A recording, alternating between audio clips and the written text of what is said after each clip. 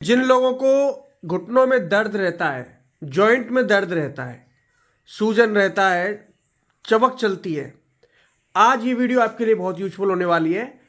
आपको कुछ बातें जो अवश्य जान लेनी चाहिए और कुछ गलतफहमियां जो लोगों के दिमाग में बैठ चुकी हैं उनको क्लियर कर लेना चाहिए। आपको सही मार्गदर्शन कराऊंगा और आपके पैसे बचा दूंगा। आज मैं बहुत से लोग ट्रीटमेंट कराने की सोच रहे हैं, यानी कोई तो सर्जरी कराने की सोच रहा है, कोई इंजेक्शन ठोकता है इनमें। ऐसा मत कीजिए। सर्जरी कोई लास्ट ऑप्शन होता है और जब इससे पहले आपके पास बहुत ऑप्शन है। कहने का मतलब ये है, अब दिमाग में एक बात आपके बैठ चुकी है कि भाई कई लोगों से भी आपने सुना होगा कि घुटनों में ग्रीस खत्म हो गई है, और ये बात बिल्कुल सच होती है।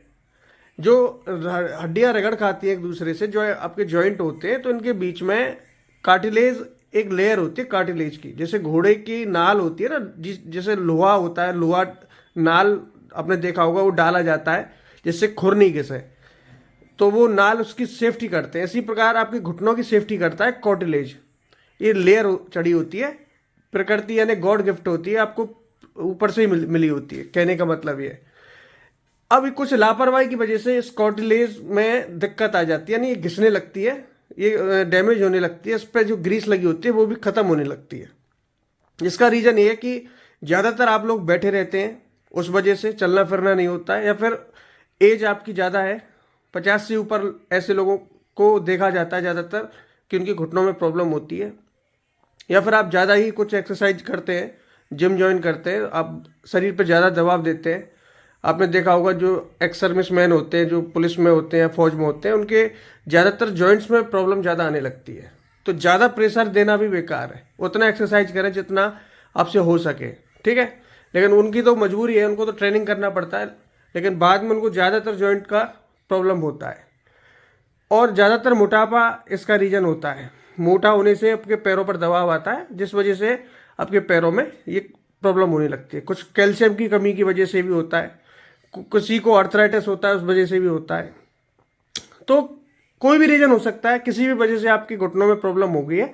तो आपको मैं अच्छा सॉल्यूशन बताता हूँ, करना क्या है।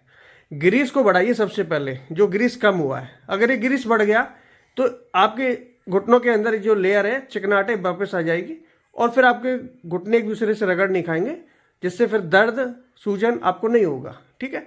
चला नहीं जाता है लोगों पे, ऐसी स्थिति बन चुकी है। और किसी के पास पैसा है तो वो नए घुटने डलवा लेते हैं सर्जरी के जरिए, स्टील के डलते हैं जो जॉइंट्स आते हैं। और लेकिन किसी के पास पैसा नहीं है तो वो क्या करे, फिर उसको पेन किलर लेना पड़ता है इस चीज़ को ख़त्म करने के लिए। और पेन किलर लेते लेते भी पेन किलर एक दिन ऐसा आता है कि पेन किलर काम करना बंद कर देती हैं, और ये हमारे किडनी और लिवर के लिए घातक होती है पेन किलर। तो सॉल्यूशन क्या है? सॉल्यूशन मैं आपको बता देता हूँ कि नेचुरल तरीके से ग्रीस को कैसे बढ़ाएं, कार्टिलेज के रिपेयर को कार्टिलेज की रिपेयर कैसे करें। देखिए, नारियल पानी का आप अवश्य यूज करें दिन में एक बार। इससे हमारी जो ये ग्रीस होती है ये बढ़ती है। मैंने जितना रिसर्च किया है, मुझे आज इस प्लेटफॉर्म पे काम करते करते काफ़ी साल हो गए, जो मैं होम रेमेडीज लोगों को बताता हूँ उससे काफ़ी बेनिफिट होता है लोगों को। आप मेरा पेज पे जाके देख सकते हैं, काफ़ी मुझे अच्छा फीडबैक मिलता है। तो मैं जो चीज़ें बता रहा हूँ ना, बहुत सोच समझ कर बता रहा हूँ। आप रेगुलर नारियल पानी का यूज करें। 1 गिलास नारियल का पानी आपके शरीर में जाना चाहिए रोजाना। अगर सुबह शुरुआत नारियल पानी से करते हैं तो बहुत अच्छा रहता है आप लोगों के लिए। ऐसे लोगों को चाय का सेवन बहुत कम कर देना चाहिए, खाली पेट कभी चाय नहीं पीना चाहिए। इसमें दूसरी चीज होती है कि आपको रोजाना एक काम करना है। अब जैसे आप सुबह नारियल पानी लेते हैं, या फिर एक काम कीजिए, सुबह की अपेक्षा शाम को नारियल का पानी ले लीजिए या दोपहर में ले लीजिए। सुबह एक चीज और ऐड करनी है आपको चाय की जगह। हार श्रृंगार का पेड़ आपने देखा होगा, उसके जो पत्ते होते हैं बहुत चमत्कारी होते हैं और हमारी बॉडी के लिए बहुत से रोगों में काम आते हैं, और खासकर हमारे जॉइंट्स पेन के लिए तो रामबाण औषधि होती है।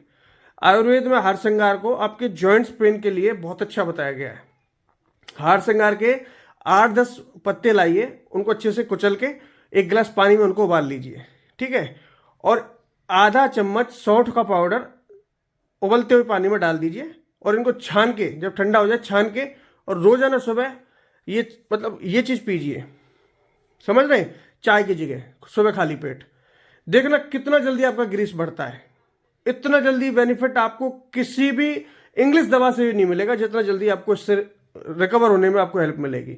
ग्रीस आपकी बॉडी में जो जॉइंट्स में ग्रीस, जहाँ जहाँ भी जॉइंट्स होते हैं उस सभी में ग्रीस की मात्रा अच्छी खासी हो जाएगी और आपका शरीर में जॉइंट्स का पेन होता है ना, ये कभी नहीं होगा। धीरे धीरे सुधार होता चला जाएगा। महीने, 2 महीने, 3 महीने रेगुलर, जब तक आपको आराम नहीं मिले तब तक करते रहिए। 1 महीने करने पर देखना कितना फर्क पड़ता है आप लोगों को। और अगर आप कर सकते हैं तो रोजाना रात को 2 अखरोट भिगो के, उनकी गिरी निकाल के भिगो के और सुबह खाली पेट खाना शुरू कर दीजिए, अगर आप कर सकते हैं तो। अगर इन चीज़ों को आप साथ लेके चलते हैं, जैसे मैंने 3 चीज़ बताई, अखरोट का, दूसरी चीज़ हारसिंगार के पत्ते और तीसरा चीज़ नारियल का पानी, ये चीज़ें आप रेगुलर लेके चलें साथ में। अब कैल्शियम की कमी बहुत से लोगों को होती है और उसकी वजह से भी ये प्रॉब्लम होती है, तो रात को सोते समय 1 गिलास दूध का सेवन आवश्यक करना बिल्कुल ना भूलें, ध्यान रखिए। विटामिन डी का ध्यान रखें, धूप में आधा से 1 घंटा कम से कम धूप में बैठें, और जितना आप कमर पर धूप लगेगी आपको, ज़्यादातर जो विटामिन डी आपके शरीर में एंटर करता है कमर के जरिए करता है, तो रीढ़ की हड्डी के जरिए आप जब भी धूप हो तो उस धूप की तरफ रीढ़ की हड्डी कर लीजिए, कमर से आपको विटामिन डी पूरी तरह मिलता है, ध्यान रखिए।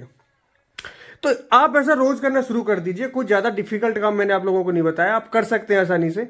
इतना महंगा मैंने आपको ट्रीटमेंट नहीं बताया, दवाओं से तो बहुत सस्ता आता है, ठीक है। आप हजारों हजारों रुपए की दवा खा जाते हैं, तो ये चीज़ें मतलब एक साथ लेके चलिए इनको, ठीक है। 3-4 चीज़ें मैंने जो बताई है इनको एक साथ लेके चलिए। आप मुझे हमेशा याद करोगे कि सर वाकई में चमत्कार हो रहा है, अब हमारे घुटने पहले से ज़्यादा स्ट्रांग हो गए। और एक्सरसाइज का भी ध्यान रखिए, घूमने फिरने का ध्यान रखिए, शरीर को आलसी मत बनाइए, थोड़ा एक्टिव रहिए। अगर चला नहीं जाता है तो थोड़ा बहुत प्रयास करिए, कुछ कदम चलने का ध्यान रखिए। धन्यवाद।